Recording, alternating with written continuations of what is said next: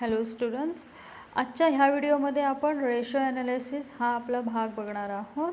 ह्यामध्ये आपण 3 प्रकारचे रेशो बघणार आहोत. त्यामध्ये पहिला जो प्रकार आहे तो आहे बॅलन्स शीट रेशो, सेकंड आहे रेव्हेन्यू स्टेटमेंट रेशो आणि तिसरा जो प्रकार आहे रेशोचा तो आहे कंबाइंड रेशो. ओके, मग त्याला सुरू करण्याच्या आधी आपण आधी रेशो म्हणजे काय ते समजून घेऊया. रेशो म्हणजे काय तर तुम्हाला जी इन्फॉर्मेशन दिलेली असते किंवा आपण असं म्हणू शकतो की जी फायनान्शियल स्टेटमेंट कंपनी प्रेझेंट करते त्या फायनान्शियल स्टेटमेंटमधल्या एका फिगरचं दुसऱ्या फिगरशी काय केलं जातं, कॅल्क्युलेशन केलं जातं. ओके, किंवा आपण असंही म्हणू शकतो की त्या दोन फिगरची काय केली जाते, कंपॅरिझन केली जाते, मूल्यमापन केलं जातं आणि त्याच्या आधारावर जो बिझनेसचे जे काही व्यवहार चालू असतात, जे फायनान्शियल व्यवहार जे काही चालू असतात किंवा फायनान्शियल जे ट्रान्झॅक्शन्स असतात त्याच्यावरनं त्या कंपनीची फायनान्शियल पोझिशन काय केली जाते, थोडक्यात त्याचं मोजमाप केलं जातं. ओके, मग आता ह्यामध्ये समोर तुम्हाला स्क्रीनवर दिसते त्याप्रमाणे रेशोचे एकूण 3 प्रकार मगाशी सांगितल्याप्रमाणे आहेत. पहिला जो प्रकार आहे तो आहे बॅलन्स शीट रेशो. आता बॅलन्स शीट रेशो म्हणजे काय तर बॅलन्स शीट रेशोमध्ये जे रेशो तुम्ही प्रेझेंट करता त्या रेशो प्रेझेंट करण्यासाठी लागणाऱ्या सगळ्या फिगर ह्या तुम्हाला कुठून मिळतात तर तुम्हाला जी बॅलन्स शीट दिलेली असते त्या बॅलन्स शीटमधनं. ओके, कारण आता आपल्याला माहीत आहे की कोणताही फॉर्म्युला म्हटला की ते 2 ते 3 काय लागतात, तुम्हाला फिगर लागतात. मग आता फॉर एक्झाम्पल सांगायचं झालं तर बॅलन्स शीट रेशोमधला पहिला रेशो कोणता आहे तर करंट रेशो. आता करंट रेशोचं सूत्र जर बघितलं तर काय आहे, current asset divide current liability. मग करंट असेट आणि करंट लायबिलिटी ह्या दोन्ही अमाऊंट तुम्हाला कुठून मिळणार तर बॅलन्स शीटमधनं मिळणार. ओके, म्हणजे बॅलन्स शीटच्या अंडरची 6 रेशो तुम्हाला जे दिलेले आहे तिथे समोर दिसत आहेत त्या रेशोसाठी लागणाऱ्या म्हणजे त्या रेशोच्या कॅल्क्युलेशनसाठी लागणारी सगळी अमाऊंट किंवा सगळी फिगर ही तुम्हाला कुठून मिळणार तर दिलेल्या बॅलन्स शीटमधून, म्हणून त्याला बॅलन्स शीट रेशो म्हणतात. ओके, त्यानंतर पुढचा जो प्रकार आहे तो आहे रेव्हेन्यू स्टेटमेंट रेशो. आता रेव्हेन्यू स्टेटमेंट रेशो म्हणजे काय तर त्यालाच इन्कम स्टेटमेंट रेशो म्हणतात.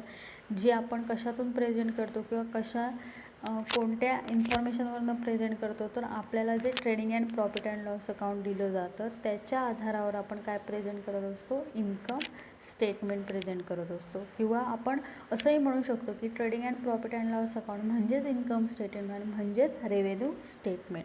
मग आता ह्याच्या अंडर एकूण 5 रेशो आपल्याला कॅल्क्युलेट करावे लागतात.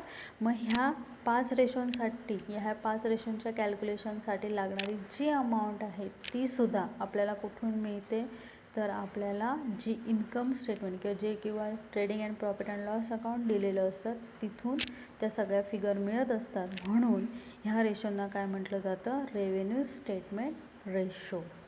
ओके, आणि आता राहिला शेवटचा भाग तो म्हणजे कंबाइंड रेशो. कंबाइंड रेशो म्हणजे काय तर कंबाइंड रेशोमध्ये जे रेशो तुम्हाला सांगितले जातात त्या रेशोसाठी लागणारी जी फिगर असतात, 2 फिगर लागतात आपल्याला नॉर्मली रेशोसाठी. त्या ज्या फिगर असतात ती एक फिगर असते ती बॅलन्स शीटच्या इन्फॉर्मेशनमधून मिळणारी असते, तर दुसरी फिगर जी असते ती आपल्याला मिळते इन्कम स्टेटमेंटची इन्फॉर्मेशन असते त्यातून, म्हणून त्याला कंबाइंड रेशो म्हणतात. ओके, आय होप हे 3 प्रकार लक्षात आले असतील. आताच्या लेक्चरला जे आपल्याला बघायचे आहेत ते आहेत बॅलन्स शीट रेशो. ओके, जे बॅलन्स शीट रेशोच्या अंडर आपल्याला 6 इथे रेशो दिसत आहेत त्याची सूत्र किंवा त्याचे फॉर्म्युले आपण आजच्या ह्या लेक्चरला बघणार आहोत. मग पहिला आधी मी बघते, पहिला रेशो कोणता आहे बॅलन्स शीटचा, करंट रेशो. सूत्र काय आहे, current asset divide current liability. आता इथे करंट असेट म्हणजे टोटल करंट असेट घ्यायचं आहे आणि करंट लायबिलिटी म्हणजे टोटल करंट लायबिलिटी घ्यायची आहे. ओके, त्यानंतर सेकंड जो रेशो आहे तो आहे लिक्विड रेशो, त्यालाच क्विक रेशो असंही म्हणतात. त्याचबरोबर ॲसिड टेस्ट रेशो असंही म्हणतात. त्याचं सूत्र काय आहे तर quick asset divide quick liability. आता क्विक असेट म्हणजेच काय तर आपण व्हर्टिकल कन्व्हर्शन ज्यावेळी बॅलन्स शीटचं करतो त्यावेळी करंट असेटच्या अंडर पहिला आयटम आपण जो घेतो तो कोणता असतो, क्विक करंट असेट. ती क्विक करंट असेट म्हणजे तिथे quick asset.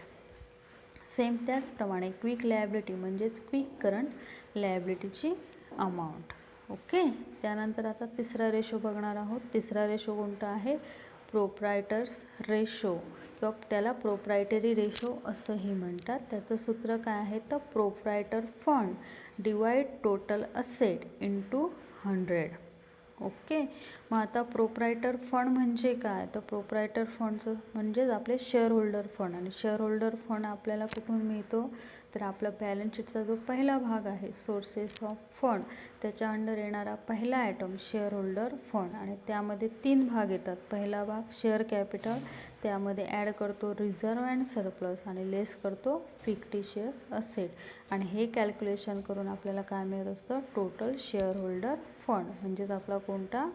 Proprietor fund. Okay. आणि टोटल असेटमध्ये तुमची फिक्स असेटची टोटल प्लस इन्व्हेस्टमेंट जर प्रॉब्लेममध्ये दिली असेल तर त्याची टोटल प्लस तुम्हाला जी करंट असेट प्रॉब्लेममध्ये दिलेली असते त्याची टोटल, ह्या तिघांची टोटल जी येणार त्याला आपण म्हणणार टोटल असेट. ओके. हा झाला बॅलन्स शीटचा तिसरा रेशो. आता बॅलन्स शीटचा चौथा रेशो बघूया. चौथा रेशो काय आहे? Stock working capital ratio. त्याचं सूत्र काय आहे? Closing stock divide working capital.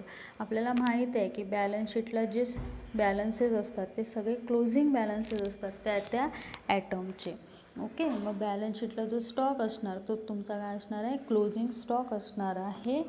त्याला डिवाइड करणार वर्किंग कॅपिटलने. वर्किंग कॅपिटल म्हणजे आपल्याला इथे काय घ्यायची आहे? नेट वर्किंग कॅपिटलची अमाऊंट. ओके. आणि ती कशी मिळते? तर करंट असेटची जी टोटल असते त्यातनं आपण काय करतो? करंट लायबिलिटीची अमाऊंट मायनस करतो. ओके. आणि त्याला इंटू 100 करणार. ओके. त्यानंतर आता पुढचा रेशो कॅपिटल गिअरिंग रेशो. त्याचं सूत्र काय आहे? Fix interest on dividend bearing securities divide equity share capital plus reserve and surplus. आता fix interest or dividend bearing सिक्युरिटीमध्ये कोणते आयटम येतात? तर इथे खाली दिलं आहे बघा. प्रेफरन्स शेअर कॅपिटल, कारण त्याच्यावर डिव्हिडंडचा रेट हा फिक्स असतो. आणि नंतर लोन फंड, म्हणजे लोन फंडच्या अंडर जे ॲटम असतात त्यांच्यावर काय फिक्स असतं? इंटरेस्ट.